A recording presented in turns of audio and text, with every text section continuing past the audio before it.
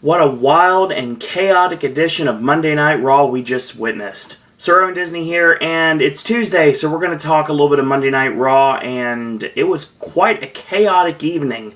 And it ended with a brand new United States champion. But again, I'm getting ahead of myself. Show starts out with Vince McMahon, of all things, coming out. And, of course, he is flanked by Triple H and Stephanie. He shows for the network, and he says, things have been well in hand since I left. And he says that the Authority, they don't get the credit they deserve. But he wants to make things bigger and make things more grand. And by doing so, he wants to create a new stipulation for the main event of the traditional 5-on-5 Survivor Series match between John Cena's team and the Authority's team. And if the Authority loses the match, then they're out of power completely. Doesn't say what happens if John Cena's team wins. It just says if the Authority loses, they're not going to be in power. Dean Ambrose comes out, shakes hands with Vince McMahon to the disdain of Triple H and Stephanie. The Authority leave to the back, and we get our first match, which is a rematch from SmackDown. And what we should have had on Raw in a singles match last week. It is Dean Ambrose against Cesaro. This match was good. I will state right now, Cesaro got busted open hard way midway through the match. And Bray Wyatt came out for an interruption. And when we come back to commercial break, he's actually sitting on top of the ramp in his rocking chair. Obviously, the commercial break was taken haphazardly because they needed to glue Cesaro's wound in the top of his head shut so he could continue the match. When we do come back to live action, like I say, we see Bray Wyatt on top of this at stage in the rocking chair watching intently, and Cesaro hits a rope-assisted swing neck breaker and gets a 2 off of that. So Cesaro locks in a chin lock and a boot into Ambrose when he gets back up. The boot to the chest knocks Ambrose, of course, into the ropes. Ricochet back, going for the jawbreaker lariat, ducked in, and Cesaro with a German suplex 1-2 and a kick out. So he mounts him and rains down the forearms to the back of the head, and then the Vader-style cross faces, back to the forearms to the back of the head, and he does basically a one-armed straight jacket clutch, which basically choking him out with his own arm while sitting on the lower back. So basically, like I said, a one-arm straight jacket clutch, which is basically what it was. So how does Ambrose break out of this? He's crazy. He's the lunatic fringe, right? So what does he do? He bites the hand that chokes him. So, of course, he hits a jawbreaker and he charges in and he gets the boot up on Cesaro. Ducks Cesaro's clothesline, and Ambrose nails him in the crossbody and the punches. Charging forearm in the corner, running Bulldog out of the corner, 1-2, Cesaro kicks out. So Cesaro cuts off his momentum with a knee lift and elbow to the back of the neck. Another knee, and gets caught with a follow-through knee by Ambrose stops Cesaro's momentum this time, and Cesaro starts peppering him with snap jabs, charges in, and Cesaro makes him eat the big boot. Of course, it rocks him back, and this time the jawbreaker lariat does connect, 1-2, and Cesaro kicks out. So starts booting him in the corner. He charges in, Ambrose gets up the high elbow, goes for a tornado DDT, countered pop-up, Swiss death, 1-2, and Ambrose kicks out. Ambrose is groggy, rolls to the ring apron, and catches Cesaro with a shoulder in the midsection, and basically heave-ho Cesaro over the top rope to the floor. Hits the tope, and he points at Bray Wyatt, who is smiling the entire time, tosses Cesaro in, and of course goes up top. Cesaro crotches him, and catches him with a backslide, 1-2, and a kick out. Dirty Deeds version 2 connects, and 1-2-3 completely out of nowhere, and that's the end of the match. The video interruption of Bray Wyatt, the new style video interruption, and lights out, lights come back on, the chair is just rocking, and it's rocking, and it's rocking, and that's how we end the first segment. first match segment. I enjoyed this match a lot. I think these two have great chemistry in the ring, and I think these two are going to be, if they're allowed to be, two of the future catalysts of WWE in the distant future. Hopefully, not so distant future, but hopefully in the future. I do think both of these superstars are going to be big names. I think Cesaro has been criminally underutilized, and I think that that's about to end. I think that they're going to start fully utilizing Cesaro's full potential, and I really believe that that's going to happen soon. So we get a singles match. It's Jimmy Uso against The Miz. We pick it up midway through. Miz line goes up top. He crowns Jimmy. 1-2 and a kick out. Chin lock. Jimmy elbows out. Right hand. Whip in. Reverse. Charges in. And Miz's low bridge over the top rope to the floor. And Jimmy hits the Samoan suicide dive on The Miz. Tosses him in. And Sandow comes in. And he slides under the bottom rope, of course, because he's doing the mime thing now still. And he gets pulled out by Jay. Jay makes him eat the super kick, and this allows for Jimmy to get caught, kicked to the face, skull-crushing finale, pulled through the ropes, and gets the 3 count. During this match, Jay actually was doing the pantomime of Jimmy, so it was like Jay was doing Jimmy, and Sandow was doing The Miz on the floor. Yeah, when one of the Usos gets involved, the gimmicks completely jump the shark. Now, granted, it can be done right, but who knows? It is announced, not here, but it's announced later on in the evening that we're going to get a WWE Tag Team title defense from Stardust and Goldust defending against Jimmy and Jey Uso on SmackDown this week. So I was going to say we're going to get Jey Uso against Damien Sandow, but not now. Sheamus is in action next, and of course, it is announced early on in the show that Sheamus and Rusev are going to battle in a WWE Network exclusive. So if you buy the WWE Network, you can get this match in its entirety. Obviously, the month of November, it's free, which hashtag free. They're really trying, folks. They really are. Get those subscription numbers up. I'm a proud subscriber, but I actually utilize the network. Some people don't. Excuse me. But I will state that the fact that the sign up for November mean that you got it for free. You could have signed up for the network tonight and got to see Rusev and Sheamus, which was really good, by the way. And you would have got the entire month for free, plus Survivor Series, and then come December, you can get your $9.99 taken out of your bank account, or what have you, so. We pick up our next match. It is Sheamus in a non-title match against Tyson Kidd. Tyson Kidd actually, surprisingly, being on this show. I'm guessing the reason why he was on the show and not... Obviously, this would have been the Bo Dallas spot, or this would be the Fandango spot. But Fandango hasn't been on television in a minute, and Bo Dallas is out with a foot injury for the next 6 to 8 weeks, apparently. So we'll see when Bo Dallas returns. He'll probably return in 2015, probably just in time for the Royal Rumble. So, which is pretty much where he debuted, so it makes perfect sense.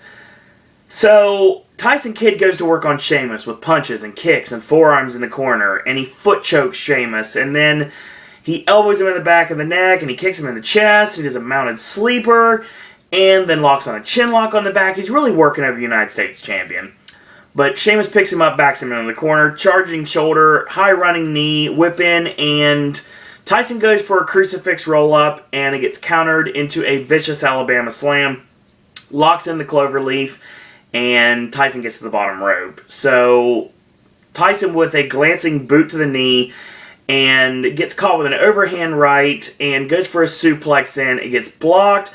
Tyson with a neck snap, springboard missile drop kicks, and Sheamus all the way to the floor. So Tyson with a kick, it is blocked, and on the floor there's a Finley roll from the United States champion, ducks the clothesline, and Tyson pulls Natty in the way and rolls back in the ring and beats the 10 count, so Tyson Kidd officially wins via countout. Match over. Of course, Sheamus makes him pay with a brogue kick and lays him out. So this whole match, Triple H and Stephanie are looking for who needs to join the Authorities team. And they're basically looking over the heels, obviously. Looking over the Mark Henrys and the Rusevs and basically looking over people that could be utilized to really take it to John Cena's team, whomever he may pick. Dolph Ziggler comes out for a match, and Lillian announces his opponent, and Triple H's music hits. The entire Authority come out, and basically they issue Dolph an ultimatum. They kind of stroke his ego a little bit, basically say, you know, we understand that you work really hard, and you work really hard, you're better than everybody else in the entire locker room. We understand this, but you're on the wrong team, and you know what? If you play ball, we can make all these problems disappear, like these glass ceilings, that we can make them just shatter into a million pieces. So, Dolph basically says, I can get anything I want? He's like, anything, Triple H responds. He's like, okay, fine, you know what I want? I want you guys out of power. And then he runs down everybody in the Authority, and that's basically that. So, because of this, Triple H makes a match, and it's up next. It is Dolph Ziggler defending the Intercontinental Championship against Mr. Money in the Bank, Seth Rollins. So we pick it up off the commercial break, and Rollins got a chin lock. Shock, surprise. Come back from a commercial break, chin lock. Just how it works. Dolph with a jawbreaker out. Excuse me. Cactus Jack clothesline sends Rollins and Dolph over the top rope to the floor. So Dolph backs up on the ring apron. Joey Mercury and Jamie Noble are distracting him. So Rollins ends up picking him up and dropping him face first on the ring apron. When we come back to commercial, we have a chin lock applied yet again. Dolph this time punches his way out and gets cut off by a knee lift from Seth Rollins. Ducks the clothesline, and both men have the same idea, and both men go down courtesy of a double crossbody. So a double down. When both men up to their feet, a high elbow, and ducks Rollins' clothesline, charging splash in the corner, reverse neck breaker, heart stopper elbow, 1-2, and a kick out. Goes for the name dropper, he swats it off, he goes for a roll up. Rollins readies for Avada Kedavra, and of course he gets caught, double leg, and a slingshot into the top turnbuckle. The 10 punch is stopped at 5, and the turnbuckle powerbomb does connect with Dolph, 1-2, and Dolph Ziggler kicks out. Dolph goes for the exclamation point DDT, gets tossed off, super kick, duck, and basically Rollins nails him with a enziguri kick, or more so a ghetto blaster. Shout out to the late great Bad News Allen. Gets a 2 off of that. Spinning back kick, front kick, and spinning back kick connects. Goes for the curb stomp, he misses, goes for the zigzag, gets swatted off by Seth, and Noble with a neck snap across the top rope. Dolph tossed shoulder first into the ring post. The curb stomp on Dolph Ziggler. We're going to have a brand new champion. Here comes Randy Orton out of nowhere. RKO and Seth Rollins. Orton holds off Mercury and Noble. They pretty much bomb out. Like, I want nothing to do with crazy Randy Orton. No one should. Kane yells at Orton, and Rollins is unsure what happened, and that's the end of that. So, Triple H and Stephanie are talking, and they're saying, you know what, Randy Orton can't be trusted. And Orton's like, did I hear my name? And they're like, we're talking about you. And he's like, you know what, I want Seth Rollins in the ring tonight. And Triple H basically says, you know what, I'll give you your match tonight, just to calm you down, basically. I need you on the same page. I need you both to work together. We need you on Team Authority. And I also need Seth Rollins on this team. See, everything is at stake here. I need the Viper. I need the Randy Orton I've known for 12 years. I'm going to give you your match tonight, but when it's all over, you will team with Seth Rollins, and then we're going to go to war. We have to win. We have a deal? And Orton shakes his hand rather reluctantly, but still does.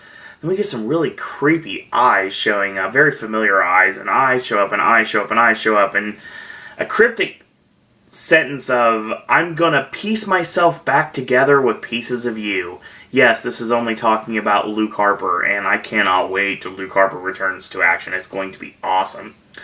Titus O'Neil comes out because Ryback squashed Heath Slater on SmackDown. He's got to squash the other member of Slater Gator. Titus gets on the mic and basically says that he wants to be a part of the Authority's team, and he'll basically do whatever it takes, and at Survivor Series, winning will be spelled T-I-T-U-S. Ryback interrupts, of course. And we get this match, very short. Titus goes for the Canadian backbreaker drop, and he comes off the ropes, and he boots Ryback in the face. A club to the chest, a club to the back. He's really working Ryback over. Stomps him down, comes off the ropes, gets caught with a spine buster, meat hook, shell shock. Match over. Authority is watching on the entire time, and that's the end of the segment. Big Show is basically conflicted about fighting his friend Mark Henry. Sometimes he just wants to get his friend back, and other times just basically wants to knock him into oblivion. So we're going to get our next match. It's going to be the Big Show and Mark Henry. Surprisingly, this is actually going on now instead of waiting till Survivor Series, but I'm guessing that there's also something coming down the pike for this. And it should. Mark Henry and the Big Show sets up your next match, and Henry ends up backing Big Show into the ring post spine first twice. Big Show ends up catching Mark Henry with the harpoon on the floor. Rolls him back, roll in to break the count. Rolls Mark Henry in, drops an elbow over and over and over and over again on the back. Grapevines the leg, going for the pullback ankle lock. And, of course, it is broken by the rope break. A chop to the upper chest while Mark Henry is draped across the apron. And he does that twice. Big Show steps on Mark Henry and puts all his weight on the chest of the world's strongest man. He goes up top and Mark Henry launches him off the top. 1-2, and Big Show kicks out. Or he would have kicked out if he didn't grab the bottom rope. So Mark Henry rains down the kicks to the ribs, hits the world's strongest slam. 1-2, Big Show kicks out. Kicks him in the ribs again. Kicks him off so much he kicks him out of the ring. Mark Henry sends the Big Show into the ring steps, and then Mark Henry picks up the steps and nails the Big Show with it to call for the DQ. He sets up the second part of the steps, the bottom half, which is used very many times tonight. Big Show with a gut shot, but he gets stopped with a headbutt by Mark Henry. Henry picks him up, world's strongest slam on the bottom of the steps. He takes his That's What I Do t-shirt and lays it across the prone body of the Big Show as he is left sprawled out on the ring steps. I like this a lot. I thought it was fun. So, Eric Rowan shows up when Renee Young is talking in the back, and he looks at Renee and kind of strokes her hair and says, "Pretty." And then he drops his mask back, and Renee's like, "Thank you?" And she bombs out. So, two ways to look at this. Number one, this is done just so Eric Rowan can be creepy. Two, they're going to actually call to the actual fact that Dean Ambrose is actually dating Renee Young right now. So, maybe, just maybe, there is a possibility that this was done by Bray Wyatt facilitating this so it could get into the head of Dean Ambrose to throw him off his game. That's a possibility. I doubt it, but it could happen. Emma's in the ring against Nikki Bella. Short match. Dilemma actually connects somewhat. Emma might sandwich, is stopped by a drop kick. Rack attack, match over, and Brie is made to slap AJ. She does. She gets knocked down to the floor. AJ charges, Nikki powders, match over. AJ on commentary. Yeah. We get a promo for the return of Xavier Woods. And Xavier Woods is kind of back to his old Consequences Creed James Brown style gimmick. He's got the cape and he's got the choir, and he kind of reminds me of Eddie Murphy in Dreamgirls when he was playing James Thunder Early, kind of mixed with Kirk Franklin, because it kind of reminds me of the song Stomp. It's kind of a ripoff of Stomp, basically. So yeah, apparently a new day is coming, and I'm really curious to see what happens when Xavier Woods comes back to the main roster. Should be fun. Rusev squashed Zack Ryder. I'm just happy Ryder got on the show. Ryder went for the broski boot, got caught Muay Thai kick, stomp accolade, done the party. Sheamus will be annihilated, says Rusev, and Sheamus comes out and he says, "Tonight, Rusev, you're in for the fight of your life, fella." So, after this, Stephanie is seen talking to Lana and Rusev and basically propositioned to join the Authorities team at Survivor Series. Lana basically says, "Okay, in your words, we'll get back to you on that." So yeah, that's basically what she said. Our next match is Fernando against Stardust. Setting up the match that the Los Matadores got a surprise victory over the Tag Team Champions on SmackDown. So I'm going to guess we're going to get Goldust against Diego. And that would have been the case if it wasn't for the fact that Goldust and Stardust will be defending the tag team titles against the Usos inside a steel cage on Sunday night. Sunday night at SmackDown. This match was short. Fernando, 2 spinning back elbows, whip in reversed, and Fernando catches him, lifts him up, drops him face first across the top ropes, top turnbuckle in this case, Snake Eyes style. Goldust with a distraction, and excuse me. He shoves Diego into the ring steps. This allows Stardust to hit an inverted DDT on Fernando. Stardust with a distraction and gets distracted already because The Miz and Damian Sandow were on commentary. And, sorry about that. And at one point, Goldust got drop kicked into Miz and Sandow, so craziness happened there. This allowed Stardust to be distracted. He ate the backstabber, 1, 2, 3, and Fernando wins. So, I don't know where we're going with this. Maybe to build the Matadors up as credible competitors against the tag team champions. What I'm thinking right now is they really just need to drop the stupid gimmick and just go back to being the Colognes. I think that's probably a better idea. Main event time, and what a main event it was. Mr. Money in the Bank Seth Rollins against the Viper Randy Orton. We'll pick it up off the commercial breaks. Rollins with a neck snap on Orton. Goes for a pescado. Orton Rob Petries him, and of course Orton watches Rollins eat the ground. Tosses him in, 1, 2, Rollins kicks out. Orton goes for the chin lock. And he gets backed into the corner, reverse, charging clothesline, and he charges in. Rollins gets the elbow up, and he catches Orton with the flatliner into the middle turnbuckle. Hits an arm wringer kick and starts with the stiff kicks on Orton. Leaping stomp, a well-placed stomp right between the midsection, and a leaping knee drop, only got a 1 count off of it. So he punches him in the ribs. Misses the charging splash, does Rollins, and clotheslines Rollins over the top rope to the floor, does Orton. Rollins goes face first into the announce table and then gets a backdrop suplex onto the announce table, but of course it has no give, and it goes nowhere. Orton starts tossing the monitors off the table, and of course Triple H gets in the way because Triple H, Stephanie, Kane, Jamie Noble, and Joey Mercury are all at ringside to see this unfold right before their eyes. Orton comes in and catches a boot from Rollins, club to the back, whip in, reverse, charges in, backdrop, and Rollins lands on the ring apron, hits the high kick on Orton, stuns him momentarily, goes up top. Orton crotches him, hits a right hand, an overhand right hand, goes for the Orton crest superplex, does connect 1, 2, and Rollins kicks out. Straight kick to the chest, goes for the snake bite DDT, gets countered, and backdrops Randy Orton over the top rope to the floor.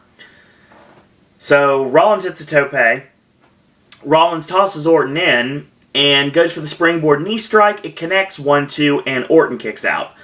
Turnbuckle powerbomb is countered by a backdrop, and of course, Rollins lands on his feet and hits the enziguri kick, comes off the ropes, going for the curb stomp, but gets stopped by the Samoa Joe style snap power slam, 1, 2, and a kick out. Orton finally hits the snake bite, and he goes for the RKO, gets countered into a nice backslide, 1, 2, 3. Seth Rollins beats Randy Orton clean as a sheet in the center of the ring. Awesome match. So Mercury, Noble, and Kane get in the ring. Orton is jawing with Triple H. Triple H basically like, do what's best for business. And basically, Orton has to eat some crow and shake everyone's hand. So he shakes Jamie Noble's hand. And then he shakes Joey Mercury's hand. And then he finally shakes Kane's hand. And then last but not least, Rollins apologizes. Actually says, I'm sorry. And Orton shakes his hand, pulls him into the RKO. Tosses Noble and Noble and Mercury to the floor. Tosses Kane. Triple H cuts it off. Is like, enough, enough, enough. And this was right before Orton was about to punt Seth Rollins into oblivion. And Orton kind of shoulder checks Triple H and punches Triple H in the face to a huge pop from the crowd. And Kane stops Randy Orton's assault on Mercury and Noble with a choke thrust to the throat.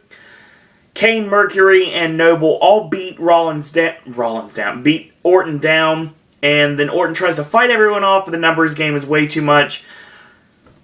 He eventually gets back on top again. He starts punching Rollins on top of the announce table. RKO's Joey Mercury on the floor, and Jamie Noble and Kane ends up pulling Randy Orton off, and that holds him momentarily for Orton to get curb stomped on top of the table, and he's busted open. So Orton is groveling at Triple H's feet. Stephanie says, finish this. Triple H thinks about it and gives the order, gives the heave-ho. Orton's in trouble. He's finally going to get taken care of. Triple H and Stephanie wash their hands of this and they just bomb out. Orton is laid across the ring steps. Rollins gets on top of the table, runs off, and curb stomps Randy Orton on top of the steps. He does the Orton pose, and Orton does a stretcher job, and that's how we end Raw. Wild way to end the show. If it was only the end. If you were watching on the WWE Network, you got to see a bonus match. The United States title match, Sheamus defending against Rusev. We'll pick it up midway through. Sheamus with an axe handle. Rusev gets knocked to the apron. Goes for 10 beats. It gets stopped by a unique way to stop it. He grabs the arm, and he gets headbutted off. Straight kick to the ribs. Sheamus knocks Rusev off the ring apron. Sheamus dives off and gets caught with a power slam on the floor. So he sends him hard in the barricade, tosses him in the side choke. Sheamus with a back headbutt out. Gets caught off the ropes with a spinning heel kick, and 3 straight kicks to the spine from Rusev. Chokes him into a guillotine choke with a body scissors, turned back into the side choke, and Sheamus elbows his way out. Ends up catching Rusev off the ropes with an over-the-shoulder power slam, so they start trading blows, right hands and European uppercuts, right hands, European uppercuts, and finally Sheamus gets his second win. Axe handle, ducks Rusev's clothesline, axe handle, charging shoulder, high running knee, charging shoulder, high running knee, charges in, and a backdrop over the top rope. Sheamus lands on the ring apron. 10 beats connects. Battering ram, or slingshot shoulder in this case, 1-2 and a kick out. Sheamus goes up top going for the real battering ram, and he gets caught. Rusev launches Sheamus off. Charging body attack, fall away slam, 1-2 and a kick out. Stomp, accolade, but he can't get it on fully, and Sheamus ends up fighting up and breaking the hold with a back headbutt. He ends up hitting Rusev with white noise, 1-2 and a kick out. Sheamus is in the corner, goes for the brogue kick, but he gets caught in the top rope. Muay Thai kick to the side of the face and Muay Thai kick to the back of the head. Stomp, accolade, and instead of giving up, Sheamus has to pass out, and Rusev wins the United States Championship in a crazy way to end Raw. So yeah, I enjoyed the show, like, overall. I mean, there were a couple things. I would say right now, if I had to recommend anything, I would recommend Dolph Ziggler and Seth Rollins. I would recommend Dean Ambrose and Cesaro. Weirdly enough, I'd recommend Sheamus and Tyson Kidd. It was a nice little short match, but it was fun. I would recommend Big Show and Mark Henry for what it was good. The main event was really good, and Rusev and Sheamus was good. So yeah, most of the other stuff was just filler to get us to Survivor Series. Basically, just build more fuel to the fire to get us to Survivor Series. It was an alright Raw for what it was, and capped off with a really great moment for Sheamus losing the United States Championship, finally. And Rusev now is a non-American who hates America, who is the United States Champion. Gotta love booking like that. It's amazing. So who is Rusev's next challenger? Will it be Ryback, potentially? I think that's a possibility. Are Los Matadores getting a shot at the tag team titles? I think that's probably going to happen eventually. Will The Miz and Damian Sandow go after the tag team titles? I can see them having a short title run, honestly. Nikki and Brie still fighting. Obviously, Brie made look like a fool. I have a feeling she'll definitely get the last laugh in the end. Big Show and Mark Henry, there is just the beginning of this. I have a feeling that it's going to get fun from here. And, yeah, Cesaro and Ambrose was good. I like the Bray Wyatt, like, now you see me, now you don't. I thought that was awesome. Bray's looking a lot more creepy now. I like that a lot. I like what they're doing with Harper and Rowan. I think the Xavier Woods, Kirk Franklin, James Thunder early gimmick's going to work pretty well. And Vince McMahon coming back is always great. So maybe we might actually see the end of Authority. I really hope so, honestly, because I'm really tired of Authority angles in WWE. They're so old right now.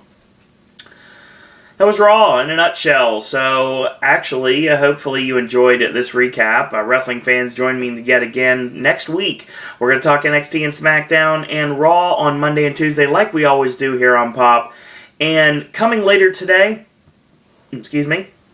we are going to be getting a Halloween Horror Nights Hollywood recap. I did not get to attend the event, but I did get to watch it via YouTube, so my opinions based upon my videos I watched.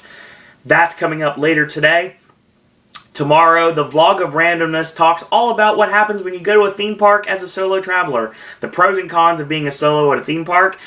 Then Thursday, we're going to go into Sip and Snack. We'll bring you a couple of new things. We're talking about the dark side of Skittles and a Rice Krispie Treats, a variety pack. So that's going to be good. And there's one more thing that's going to be a surprise.